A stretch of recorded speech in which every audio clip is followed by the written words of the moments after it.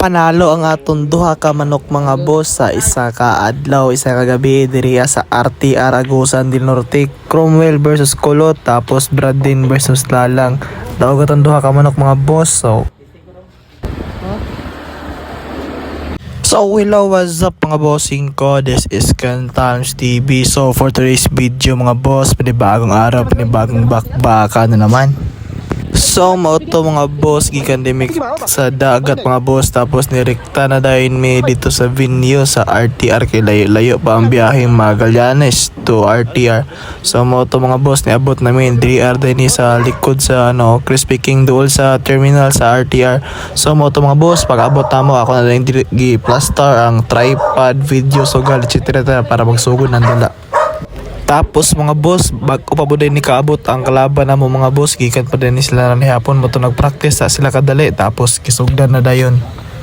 So mauto mga boss, gisugdan na dayon ang dula mga boss. Magandang panimula para kang Cromwell mga boss, nakuha din niya ang first rock, first win mga boss. Mauto naka 1-0 na siya una dayon mga boss. Easy run out trigid kaya sa iyang first rack mga boss. Moto mga boss, naka 2-0 din ni siya tira G's. Awagan sa gibuhat ni Cromwell. Dugay ng gibuhian, full ba pas tinigbasay. Tapos mga boss, pas rabot naka-recover si Kulot ng Bayugan mga boss. Nakakuha din siya sa score nga 2-1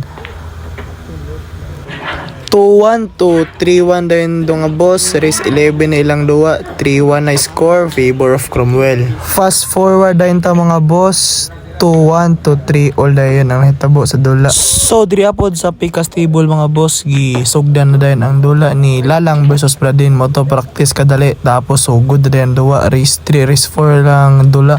So moto mga boss, mo ni ang first rack nila mga boss, nakuha dayon ni Bradin ang unang panalo.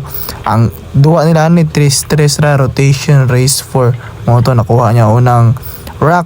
Tapos magandang bawi dayon ang ginawa ni Lalang ng RTR mga boss.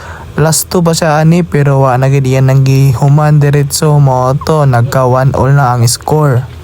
Tapos fast forward dito mga boss, ni daog day si Bradin ani sa score nga 4-1 mga boss. So mo to nga boss, daog si Bradin. Ang score update ani nga game mga boss is 9-6 favor of Cromwell. Ang naitabo diri mga boss. So nabuak ang 4 tungod sa kakusog sa pag-break ni Cromwell. Grabe naman talaga.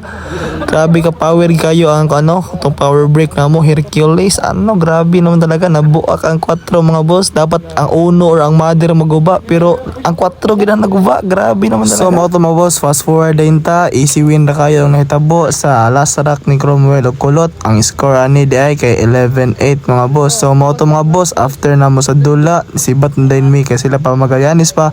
Ako paulit na ko sa butuan. So mga boss, kung naabot ka nga video, thank you for watching. Ay ka ditong Jason in Rio day. Itihan man naglanggam.